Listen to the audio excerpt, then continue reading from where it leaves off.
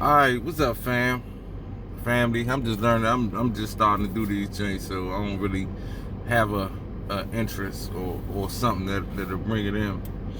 But I just I just was thinking about how easily that the Democratic Party has been able to play us like violins or any very elementary game that children play, and it's just really sad that we don't see them for who they are and what they have been to us. Like, I would never be a Democrat. I mean, when I was young, I always been somewhat of a rebellious spirit, so I never affiliated myself with the Democratic Party, although I have been tricked just like everyone else into believing that people like Bill Clinton and Barack Obama were good candidates or people that I should vote for, and I did.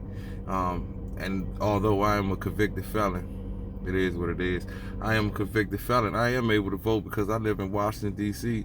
And I cast my vote for Clinton, and I think I voted for, I don't know, it was so long ago. I think I voted for him. I would have if I did or didn't. I know for a fact I voted for Barack Obama twice, which was in hindsight stupid. Not because I should have voted for someone else, but I mean, in 8 years he didn't do anything specifically for black people. Now, he may have done something for the country that indirectly affected black people, but I can't think of one policy. And if you can figure out one, by all means, enlighten me. But as it stands right now, we are faced with another election coming up, 2020, and it's starting to seem like, I mean, it's still early, but it's starting to seem like Joe Biden is going to be the front runner. Creepy Uncle Joe Biden is going to be the front runner. And I spoke to a young man that I work with, and he's a good young man. He's a bit misguided politically, as most of us are. And I just shared some information with him, and he said to me, he was like, "What? Vote for Trump? I ain't voting for Trump." I said, "Who you gonna vote for?" He said, "Joe Biden." I said, "You gonna vote for Joe Biden?" I was like, "Do you know anything about him?" "Nah, but I ain't voting for Trump. That nigga racist." Okay, Trump is racist. Okay, Trump is racist. Trump is racist. But this creepy Uncle Joe, this Joe Biden, let's listen to how Joe Biden feel about this same young man. Hello?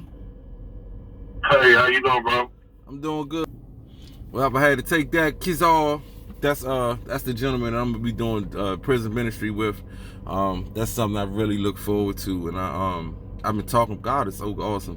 But I mean, I was in prison. Now I'm going in. I can't wait to go back so I can talk to people who were in a situation like myself, and maybe possibly share some information that may lead other people that look like myself to not have to go through some of the things that I did. I mean, you could definitely make a change relatively quickly. But Joe Biden, he was a part of the crime bill. I'm not sure exactly what part that he had his pen in. He had his pen on, rather, and but he helped construct that very destructive crime bill in the 90s. I don't know if exactly what part that he feels most strongly about, but I do know what he does feel strongly about, and that is locking black people up. He is serious about locking black people up. He don't care why you are in the situation you in. He is serious. Just let him tell you what he think about you. Do something about that cadre of young people, tens of thousands of them, born out of wedlock, without parents, without supervision, without any structure, without any conscience developing, because they literally, I yield myself 3 more minutes, because they literally have not been socialized. They literally have not had an opportunity. We should focus on them now, not out of a liberal instinct for love, brother, and humanity, although I think that's a good instinct, but for simple, pragmatic reasons. If we don't, they will, or a portion of them will, become the predators 15 years from now. And Madam... they will become the predators. So he's saying he don't care what your situation is, he don't care why it is. He's saying that we need to deal with this problem right now. Now that would sound good on the if you was talking about cleaning up something that you spilled. Yeah, we need to clean up before it gets worse. But we talk about a social problem that's been constructed from so many different factors that are outside of the situation itself. So you saying that the government, which you all know, has with the Mina airport situation and all the cocaine coming, we know that's a fact. We know that it was metric tons of cocaine found on U.S. vessels, on airplanes coming through different airports in the 80s. We know that is a fact. That is a fact. And we know where that cocaine went in the 80s. Now, if we know that in this situation, I'm not saying let people go with crime, but I'm saying for you to have this tone in the way that you want to fight crime, it sounds like this is a war on people as opposed to crime. Because if you really wanted to stop what it is that is happening, you would go to the source. So instead of saying, okay, we're going to get, so it's like you looking at somebody's skin, a rash or a breakout, but you're not looking at what's actually causing this person to have allergic reaction. Now, if you eat an apple and you're allergic to apples, and then your skin break out, and you sitting here keep on putting Neosporin or whatever type of ointment onto your skin, it's not going to stop you from breaking out if you keep eating apples. So they bringing all this stuff in, they are. It is what it is. It wouldn't be here if they wasn't allowing it. But we can point to certain instances where we seen it coming in through them. And in the 80s, it came from them. It came from them. It came through Mina Airport. We know this. This is a fact. Now, so y'all don't want to talk. So you sitting next to people writing the bills that would... Hold on. This man talking about let's get tough on crime. Let's get these people no matter what the circumstance is, while you sitting next to the person that was bringing it through. That's crazy. That's crazy. You helped construct. Joe Biden helped construct the Clinton crime bill. He helped construct that bill. He helped construct it. He said he helped write it. And he's not sad. He's not sad that it affected black people. Right now, today, he's doubling down, saying, yes, I wrote it, and I feel strongly about it to this day, knowing how those harsh sentences and unfair practices that were biased against certain people. Anytime that all you do is add baking soda to already illegal substance and they give you more time, that tell you that the people that's using the baking soda is the people that they're going against. The war on crime was a war on black people. The war on drugs was the war on blacks. We know that.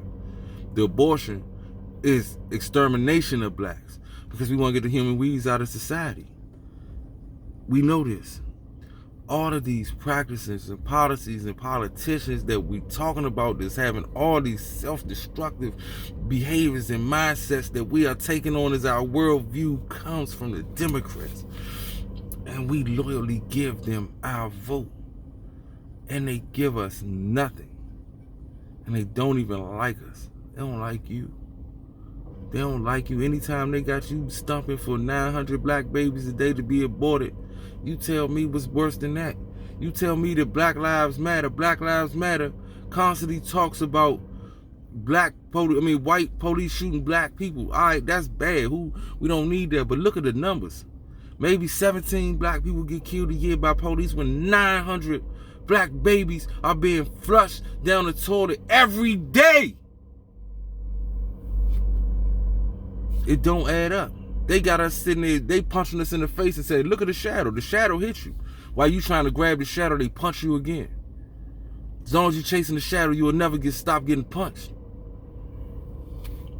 So before you give your vote to Joe Biden, let him finish. President, we have predators on our streets that society has, in fact, in part because of its neglect, created. Again, it does not mean because we created them that we somehow forgive them or do not take them out of society. It is not because we created them. He said it. We created them. To protect my family and yours from them. They are beyond the pale, many of those people. Beyond the pale. And it's a sad commentary on society. We have no choice but to take them out of society.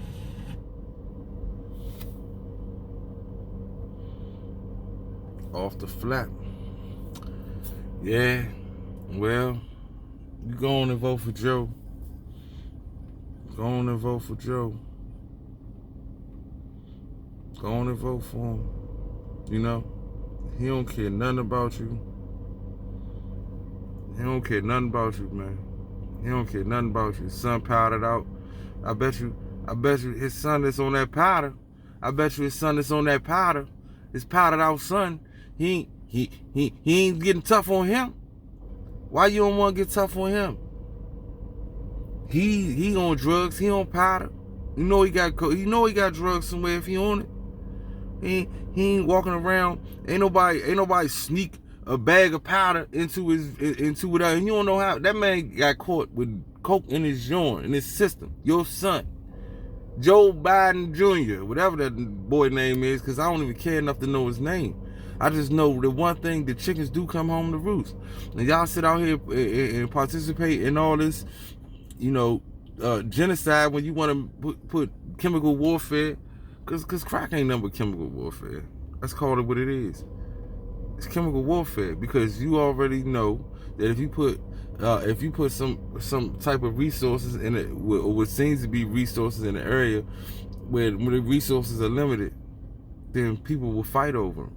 If you did that, if you put one piece of meat, one steak in a lion's cage and there's 5 lions, what you think gonna happen? They know that, and that's why when I mean the government, the politicians with this agenda, the politicians, the Joe Bidens, the Hillary Clintons, the Bill Clintons, the Lyndon Johnsons, because I don't like to say they. Let's not say they. Let's name names, like Corrupt say. Let's name names. This conglomerate, the Council on Foreign Relations, the Trilateral Commission, the Bilderbergs, all these institutions. This country been trying to kill you since we've been let out of chains, because they had 4 million angry ex-slaves walking around and that frightened them, because they thought that one day them slaves might treat them as bad as they were treated, and it never happened. Should they be scared of us, or should we be scared of them? And I'm not talking about regular white people. Regular white people are just that. They've been duped just like you. They've been tricked just like you. I don't believe in racism. But I got to be able to talk about race to even talk about the situation. And I'm not politically correct. I'm not going to sit here and censor myself so that you can feel comfortable about what I'm saying. But what I am going to say is, we have all been duped. The black people have been duped into thinking the Republican Party is evil and the Democratic Party is good. And the whole time the Democratic Party is taking our heads off. You would never hear me rally or say vote for anybody, or don't vote for. Well, you hear me say don't vote for somebody, absolutely. But I'm not gonna never tell you who to vote for the most part. I mean, like, if I just find a candidate, like me personally, I'm on the fence about voting for Donald Trump at this point, but I might have to vote for him. Not because, Donald Trump ain't as bad as people. First of all, black people have demonized this man and called him a racist, and I ain't never heard him say nothing about Planned Parenthood. Planned Parenthood is a racist organization that was created to exterminate black pregnancies. It was created for you, not for your right, not for your feminist values and views. It was put into place to kill black babies. That's why it was here. We are human weeds. They need to be rooted. Margaret Sanger, paraphrasing, but we definitely human weeds. She definitely said it. And it's so much. I got so much stuff for y'all. But I just really want to end by saying this, because I just went all over the place, and this is a test run anyway. But we gotta wake up. And I still learning about Candace Owens, but man, it is what it is. Blexit, man. Blexit. We gotta exit the Democratic Party. We gotta get away from the Democrat Party. They are punishing us. and I have more facts and more statistics, and we'll talk later.